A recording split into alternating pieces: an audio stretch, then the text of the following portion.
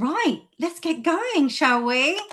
Um, yeah, so everyone, welcome to today's Business Bite. So we are unlocking smarter decision making for improved profit. So that will be brilliant and interesting. So, I mean, how many decisions have we already made today? I mean, like what we're wearing, what emails are we answering first, whether or not we should have that coffee. I know that I quickly grabbed one before we did this. So yeah, so brilliant. But just to introduce you to our speaker today, it's the lovely Judy. We've got a diamond for you, Judy Diamond from Azets. So thank you so much to her for doing this today. So I mean, in business, I know that the stakes are obviously a little bit higher than the decisions that we've made this morning, but it has a huge impact on our success. So that's what this session's all about. So Judy, she's a business advisor at Azets, supporting businesses across Kent. And today she's going to help us understand not how we make decisions, but also how our brain sometimes trips us up a little bit. So she'll kind of home in on the tools that we can use to make better, more confident choices. So I suppose grab your pen and paper, and yeah, looking forward to the presentation that she's got with us today. So Judy, over to you. The floor is yours, my lovely. Thank you. Hello, everyone. Let me just share my screen.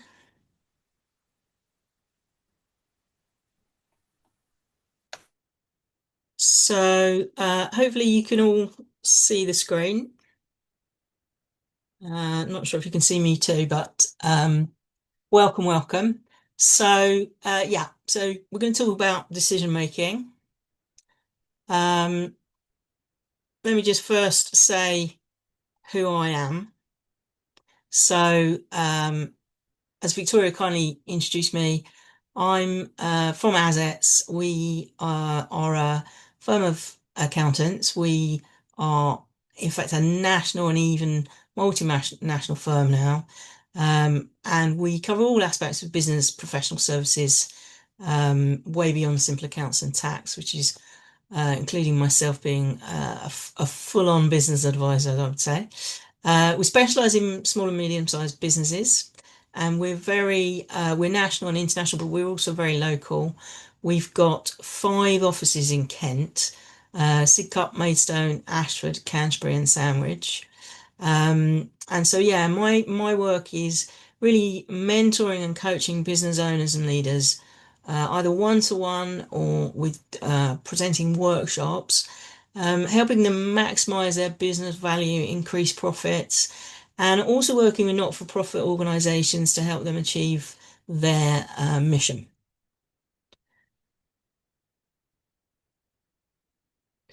So let's just quickly talk, sorry, let's quickly talk about the logistics of today. It's going to be about 30 minutes. I'm actually going to speed up pace a bit, hence the skier. I'm going to try not to crash into any gates like poor Lindsay Vonn. So I'm going to whoosh through. I don't think we'll have time for Q&A, but we'll see. But you're very welcome to follow up with me on LinkedIn and ask me anything you would like to ask. You might need a pen and paper at one point, but don't worry if you haven't gone, or you might better scribble on the computer. Okay. So yes, decisions. Why does decision making matter? Well, if you're on this webinar, then hopefully you've already decided that it is a topic of interest. But fundamentally, the reason to care is because the outcomes of your business, and arguably really your life, barring elements of luck, it depends largely on the results of your decisions. You can't control the luck element, but you can control the parts where you're making the decisions. So it's worth thinking clearly about how you can improve those. And I'm talking about business decisions like, should I enter a new market? Should I take on more staff? Should I buy this expensive piece of equipment? But this webinar hopefully also make you reflect on how you make personal decisions like who shall I marry? Should I go to the gym tonight or sit on the sofa and order in a takeaway? Which is probably my most common decision, and you can imagine how that goes. Right, so just a bit of an outline of what we're going to cover today. So I'll talk very briefly about how do you make decisions at the moment, um, then how to improve decision making, decision components, traps that you can fall into. I'm going to tease you with a little puzzle, and then we'll move on to how you can improve decision making using 7 different tools that we're going to rock it through. Some will be familiar, I suspect. It's a bit of a reminder revision. Some less so, particularly the last one. And I'm going to mention a little bit about some software. We aren't going to talk about financial tools, which is unusual for me. Like, obviously, as an accountant, we're constantly talking to people about different financial monitoring and stuff they can do, and really happy to give advice on that kind of stuff separately another time. But this talk is really about decision making generally, and just a bit more widely applicable day to day when you're not necessarily constantly buried in the numbers. So, how do you make decisions now? I'm not going to do a formal poll, but feel free to type in the chat if we've got chat, or speak out if you want to. What business owners generally tell me is often that they make decisions on gut feel, or sometimes they'll do a sort of pros and cons. Very occasionally a bit more systematic with maybe even some weighted probabilities if they're a bit mathsy. But equally often, I do find business owners are feeling it's a bit of a roll of the dice. So today, I want to lead you down some other options which will hopefully make the decision making feel a bit more structured and a bit more like you're on solid ground. So, um, so how do we make decisions? Um, what actually are the components of a decision? So I've set this out really as kind of 4 stages, really. Is first we diagnose, which is to say that we figure out what actually is a decision, what is the problem that we're trying to solve, what's the decision we're trying to make.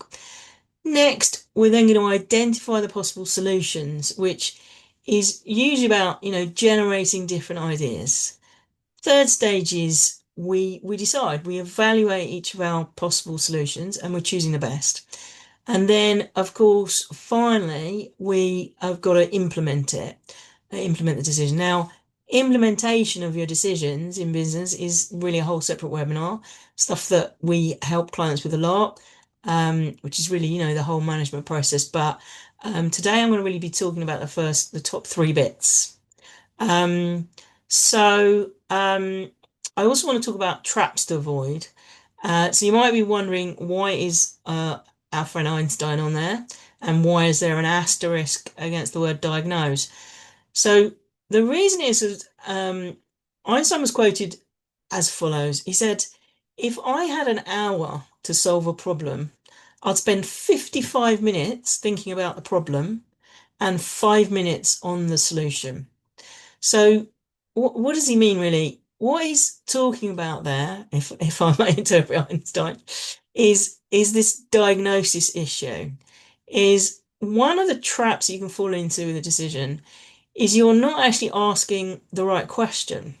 If you've phrased the decision wrongly, then you're never going to get to the right answer because you're solving the wrong problem. So if I give you an example, let's say you think you've got a decision about whether you should hire a new member of staff. Well, the problem actually might be you're trying to work out how to get more work done, more output. So when you're generating solutions, if you're just thinking, oh, should I hire more staff? You're not going to generate all the possible solutions to the real problem, which is how to get more done. So in fact, you might want to be saying, well, what I'm trying to work out is how to get more done. So perhaps I need to train my staff better. I don't need more staff. I just need my staff working better. Or perhaps I need some automation, or to fix the bottlenecks. So the question wasn't actually yes, no, cost benefit of a new member of staff. So just be careful you don't fall into the trap of misstating your original diagnosis. So some more traps I'd like you to avoid is whether you're over or underthinking a decision. So this tends to be generate driven by emotions and personality. This can get quite personal, but this kind of stuff can really affect the quality of the decision, either at the option stage or at the evaluation stage. Um, the ancient Greeks, if we can jump to the ancient Greeks from Einstein, um, they allegedly said that there were three maxims inscribed into the famous Temple of Apollo at Delphi. And I think probably the most well-known of these is know thyself. So, um, do you really know your own character and how you are about decision making? What should you be looking at? So, one thing, I'm probably guilty of this myself, is defensive avoidance. That's to say, you're delaying decisions unduly, and you might end up on your with your gravestone will be, here lies John, he kept his options open. You you do want to make the decision and don't delay it, but it can be quite a scary thing. Um, you often find if you've ever worked for a boss, I know a lot of you will be self-employed, but if you work for someone else, a big complaint is, we just can't get a decision out of them. So don't be that person, don't avoid. The other extreme, the other trap can be overreaction, which is making decisions impulsively because you're so keen to escape that feeling of anxiety about the decision. You'd rather make a quick, low quality decision, which you haven't really thought through, and just so that the sort of worry of the decision has gone. So be careful you don't swing to that either. Um, a third issue, and especially these days, with so much information on the internet, so many ways you can research stuff, is what I'm going to call hypervigilance, which is you obsessively collect more and more information, but you're not actually making the decision. So that's an easy trap to fall into. So I'm not trying to make us all feel bad about our weaknesses, but the aim really is bring to the surface what's going on in your mind. Be conscious of whether you're falling into any of these traps, and that will help you make a better decision and think about how long you're taking over the decision.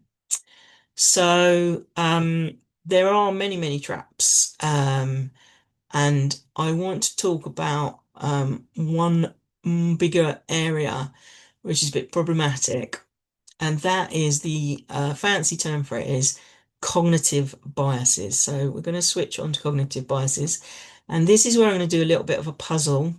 If you've seen this puzzle before, don't give it away, but if you haven't, have a quick look. Right, so here's a puzzle, which is as follows. A bat and ball together costs £1.10. I'm going to have to forgive the fact that obviously these numbers are rather old. You can't buy anything at £1.10 these days, but together the cost of the bat and ball is £1.10. And we're told that the bat costs £1 more than the ball. And so the question is, how much does the ball cost? So I'll just give you a few seconds to think about that. If you want to shout out, you're very welcome. Bat and ball cost £1.10 together. Bat costs £1 more than ball. How much does the ball cost? Okay, so I've given you a bit of a clue in as much as we're talking about cognitive biases. But what most people say, which is wrong, but what most people will say is the ball costs 10p because you just think, well, it's £1.10 together, must be 10. And that is the wrong answer. That is the wrong answer. Let me prove to you it's the wrong answer. The ball actually costs 5p. If the ball costs 10p, then the whole thing wouldn't add up. The ball has to cost 5p. If the bat then costs £1 more than the ball, the bat costs 105, the ball costs 5, total is £1.10. Can I just say that Mike Holliday got that right? Well done, Mike. Some people are geniuses and they get it right. They tried this on a load of Harvard graduates, and the vast majority, I think it was well over 80%, got it wrong. So I got it wrong when I first saw it, and I thought I was smart. Apparently not. So that is an example of a cognitive bias.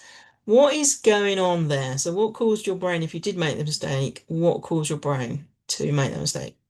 So what happens is the brain has two parts to it, really, two systems. A guy called Daniel Kahneman did some work on this, actually won the Nobel Prize for it in 2002. He imaginatively called the systems System 1 and System 2. Basically, the problem is that you have an intuitive part of your brain that's very fast acting, and it's the part of your brain where if you were being chased by a lion, that part of your brain kicks in. It's a sort of responsive emergency instant brain. Um, but it sometimes gets things wrong. It's brilliant if you are being chased by a lion, but it's not always the right thing in business. Sometimes in business, you do feel like you're being chased by a lion, and people do make sort of panic decisions. But if you can step back and force yourself to go into what's called system two, then you will make fewer of these kind of cognitive errors. That particular error is, I think, called it's partly due to what's called anchoring. You get anchored on a particular number, and sometimes you'll actually see people use this technique to sell. You can actually use these kind of number anchoring tricks to sell someone on a sort of not the cheapest option and to go up a level and so on. There's a brilliant book actually by a guy called Cialdini called Influence, which is worth reading if you're interested in that kind of thing. There's hundreds of cognitive biases. This is just one little trick. If you're interested in this kind of stuff, there is my favorite Wikipedia page, which is actually called the list of cognitive biases, and you can see all the different things that the brain does, tendencies that people have, and so on. Okay, so now let's assume that, which I think probably more the part of the talk that most people would have come for, which is let's assume you are using your analytical system 2 brain. So we're going to talk about some tools. I'm going to talk about three things that I think you probably all already know. We'll just do a very rapid sort of revision of those. Firstly, SWOT analysis, strengths, weaknesses, opportunities, threats. I presume that everybody knows this, has come across it, has used it. Super straightforward, can be really good if you've got your whole team together to sort of shout out thoughts and so on. Sometimes people slightly get confused about the differences between the sort of strengths versus the opportunities, or the weakness versus threats. Really, it's as simple as the fact that the strengths and weaknesses are internal to your business. The opportunities and threats are external things like government regulation or what a competitor is doing. So I won't say more than that. You know about it. Another really common thing worth having in mind is what's fancy name is Pareto analysis, or what we all call the 80-20 rule. This was named after a guy called Vilfredo Pareto. He saw in about 1906 that 80% of Italy's land was owned by 20% of the population, and just started observing that this 80-20 ratio seems to pop up in loads of places. So for business purposes, we're talking about the fact that we know that a small proportion of causes usually explains a really large proportion of results. So it might be that 20% of your customers give you 80% of your business, or something like that. So when you're making decisions, have that kind of thing in mind, because obviously your time and energy is limited. So you want to be focused on what are the key things here. and you get much better outcomes when you focus on what's really important. The weakness of the 80/20 rule is that if you are operating in a rapidly changing market, it's not always easy to identify this 80/20. You can't always see immediately. So it's not always the best tool, but it's definitely something worth having in your toolkit. Um, the other thing that I think you'll all hopefully be familiar with, my favorite tool is mind mapping, or some people call it spider diagrams. So this is really helpful in analyzing out both the problem and the solution, and really good for people who are visual thinkers. It's also really good because it makes it easy to share with other people your thinking. Um, this little mind map here is just an example of someone planning their holiday, but the point being that you can identify the sort of subsidiary parts of a decision. In this person's case, they want to go to a holiday in Barcelona and they need to think about when they're going to go, how they're going to get there, what they're going to do when they get there. And then you can kind of drill down. Now, I think in the complex decisions that we sometimes have to make in business, that is really helpful. Um, you can do this, and we do this a lot with clients in workshops.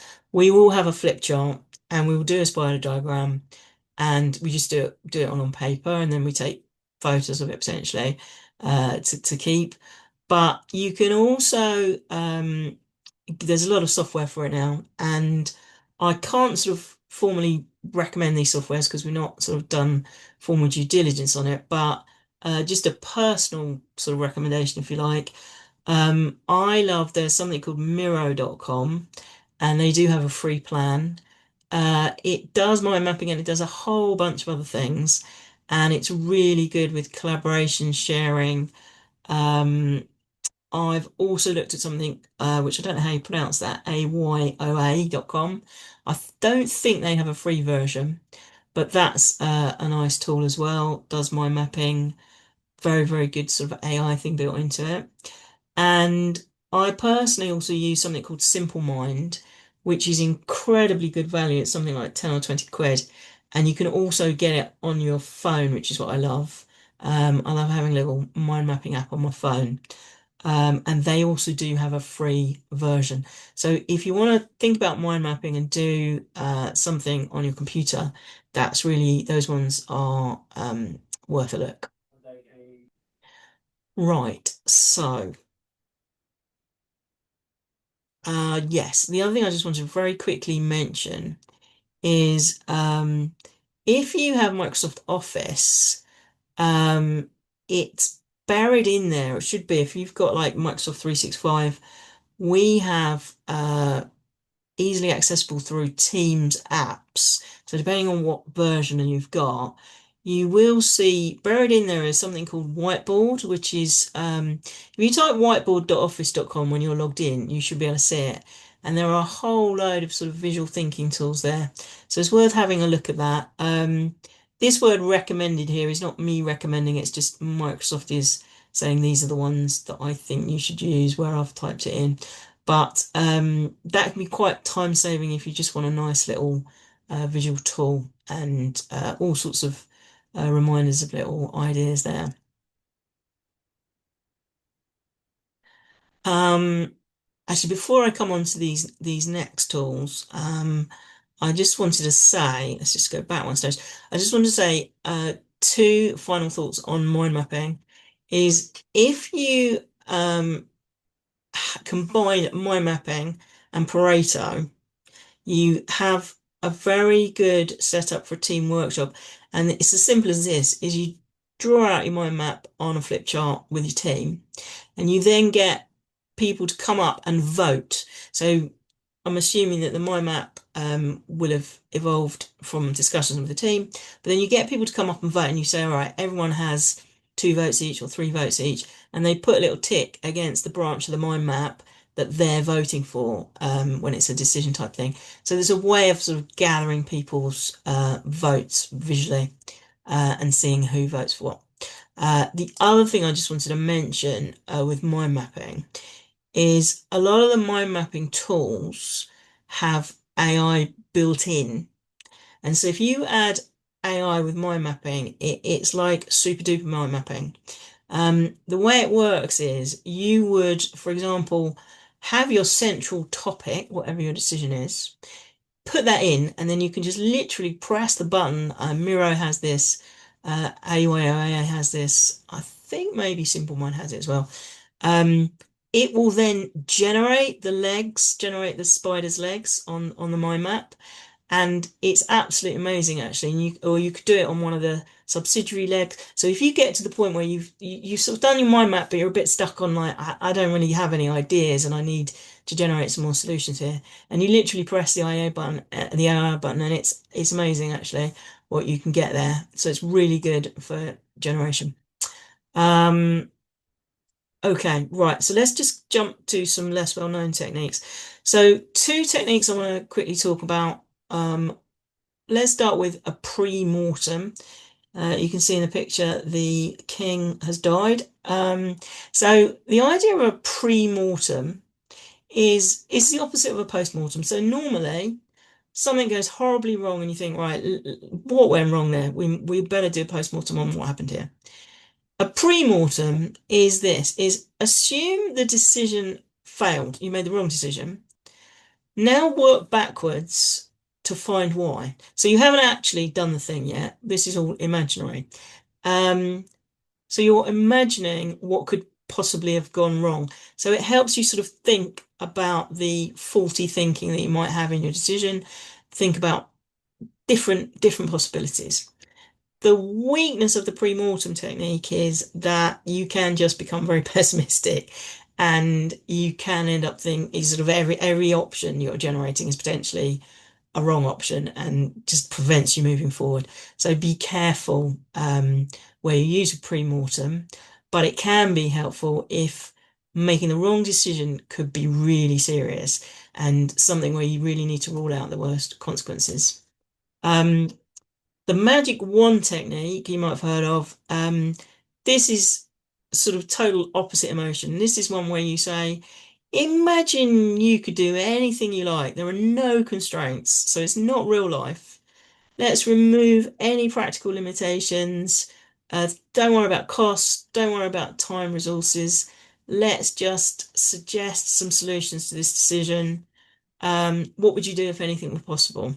So that may seem like a weird way to approach a real life problem, but the beauty of it is it allows your mind to think of all sorts of alternatives. And in so doing, you will find yourself starting to better home in on what the real goal of the decision is, what are your values here, what are you going to prioritize, without being sort of shut down and blocked off by possible new ideas which your mind can have when it's freed from restraints. Okay, let's jump forward to another tool. Again, I don't know how familiar people are with this, but there's a technique called the 5 whys, which is exactly what it sounds like. If you're trying to figure something out, you state the original problem, and then you just keep asking why. I mean, it's not always 5, sometimes it's 4, sometimes it's 7, but the essence of it is keep asking why until you get to the root cause. So if I give you an example, let's say a customer's order was delivered late. So why was it delivered late? So the answer you get back is, well, the warehouse left the shipment late. So then you ask why again, and they say, well, because the order wasn't picked and packed in time. Ask why again. Well, it was because it wasn't on the daily pick list in the warehouse. Why again? Well, what happened was actually the order management system didn't sync in the new orders overnight, so the pick list that day was wrong. So you ask why again? Well, the reason the order management system failed was because a recent update on software changed the sync on the job and no one updated the automation settings.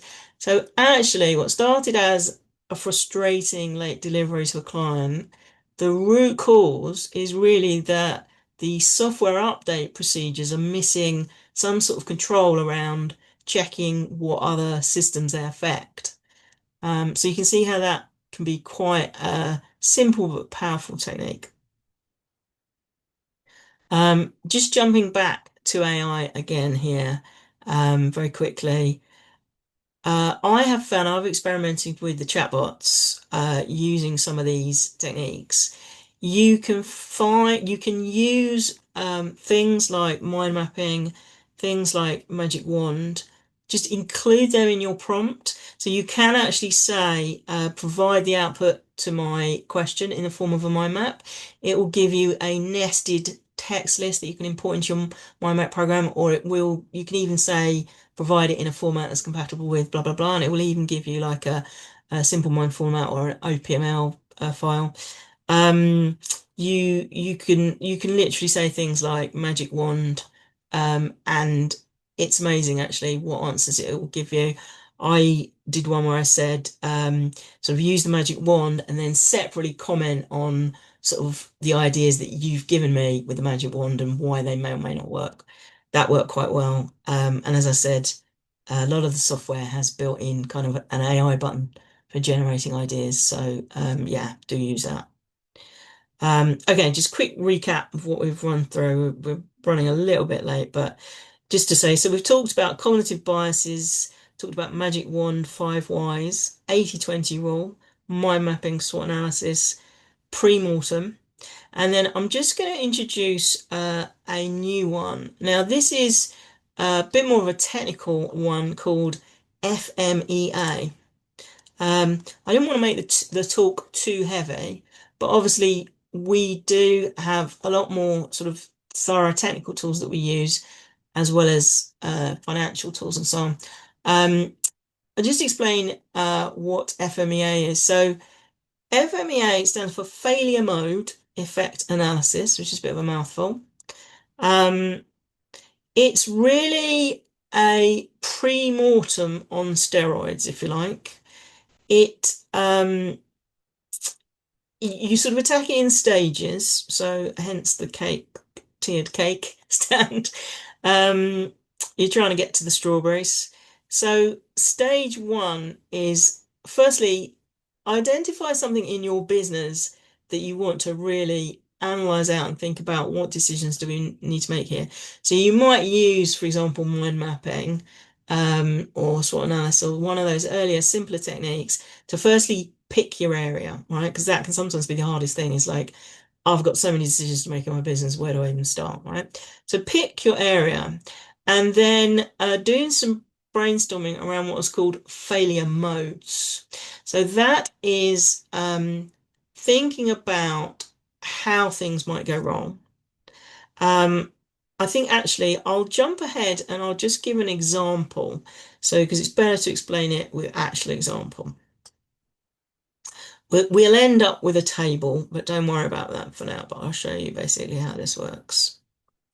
Right, so we talked about identifying areas. Actually, by the way, I will mention whilst we're on this, we have some really good diagnostic questionnaires. So if you're trying to think, what do I need to make decisions about, come back to me because we have some great diagnostic questionnaires.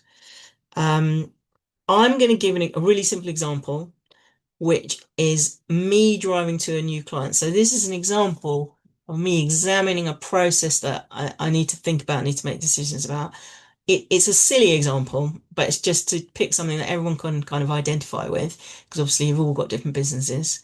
And I'm going to show you how I'd use failure mode analysis with the concept of me driving to a client. That's not actually what I look like, but could be depending how stressful the client is.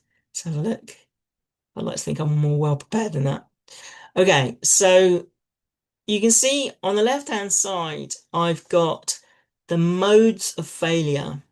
So the mode of failure could be related to the location, i.e. I get lost, etc. Or it could be related to traffic making me late, or other traffic issues. Or it could be related to my car, like something wrong with my car, the engine's not working, or flat tire, which actually I've had 2 flat tires recently. Thank you, potholes. All these kind of things. So you can see how we've sort of analysed out the modes. Uh, then said, okay, what would be the effect of these things? And that's really the sort of impact on you of this negative outcome. And what were the causes? Was it a flat tire, engine broke down, sat nav wouldn't turn on, whatever. So you look at all those out and you literally list them all out.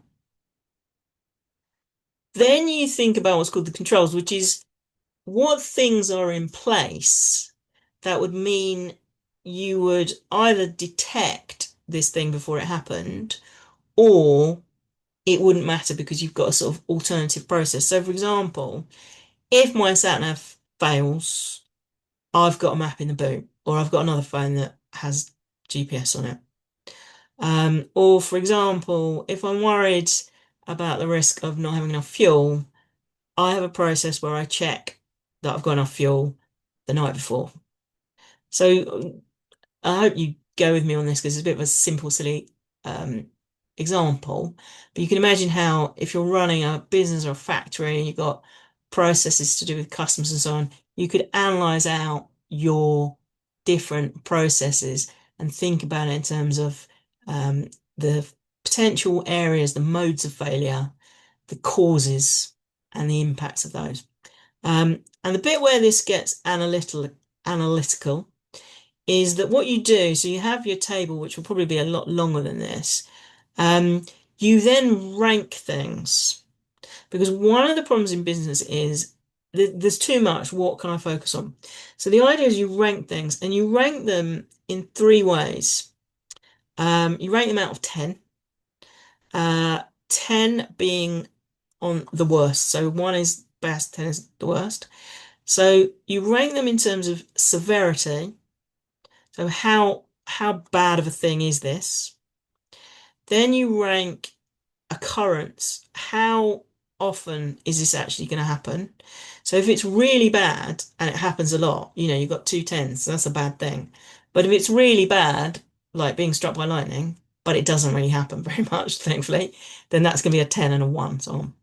And then the third column is how difficult is it to detect this thing before it happens?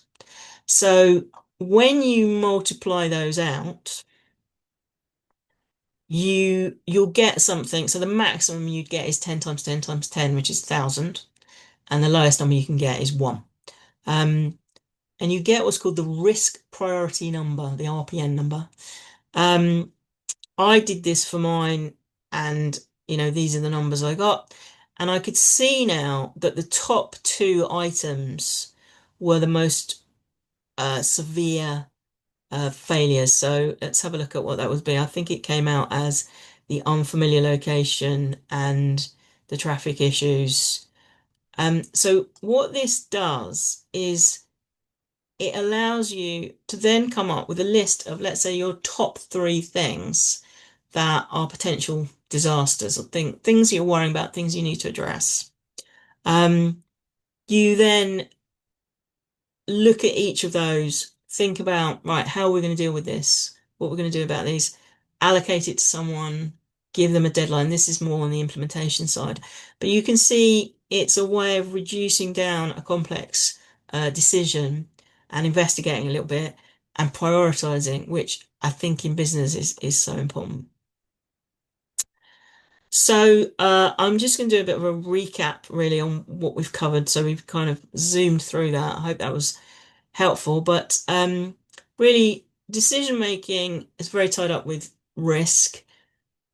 In business, you've got to have risk, otherwise there wouldn't be profit. If there was no risk, everyone would be doing it. You've got to take risks, but it can be managed, and it can be managed in a more systematic way. Be aware of your cognitive biases, your system one and your system two. That's an interesting book to read by Daniel Kahneman.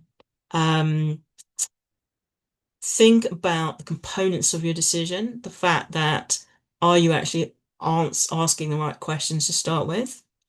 Are you generating enough solutions? Are you being too closed in? Think magic wand, use AI. Use the other tools that we've mentioned software and so on. And also look into more analytical tools like this FMEA tool. We can teach you a bunch of other tools if appropriate, but sometimes the really simple ones are actually really, really useful. And reach out to us for help and advice.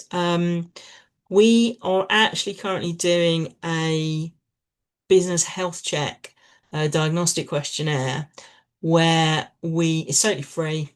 You go on, you answer some questions, it identifies some issues, and then you can have sort of 30 to 60 minutes just chatting to myself or someone else on the Boost business team, just either working through, say, 3 problems at a high level, or just pick one problem and go deep on that problem. That's free at the moment as part of our promotion of our new Boost advisory service. If you're interested in that, just get in touch with me either on LinkedIn, Judy Diamond Azets, or the email address azets.boost@azets.co.uk. So yeah, so thank you for listening. Hope that was helpful. It was a bit of a speedy thing. And I'll hand back over to Victoria. Judy, thank you so much. Round of applause to you. That was so interesting. I know we ran over a bit, but quite a bit, but that was well worth it. So thank you very much. I mean, that wasn't a webinar, that was a training session. So I can already tell that you've just got so much more advice. So that's really generous of you, to promote that workshop that you're doing. So everyone do please get in touch with Judy if you've got any questions. But yes, thank you again, Judy. It was so lovely seeing everybody, and I hope to see you soon. Thanks so much. Thank you. Bye, guys.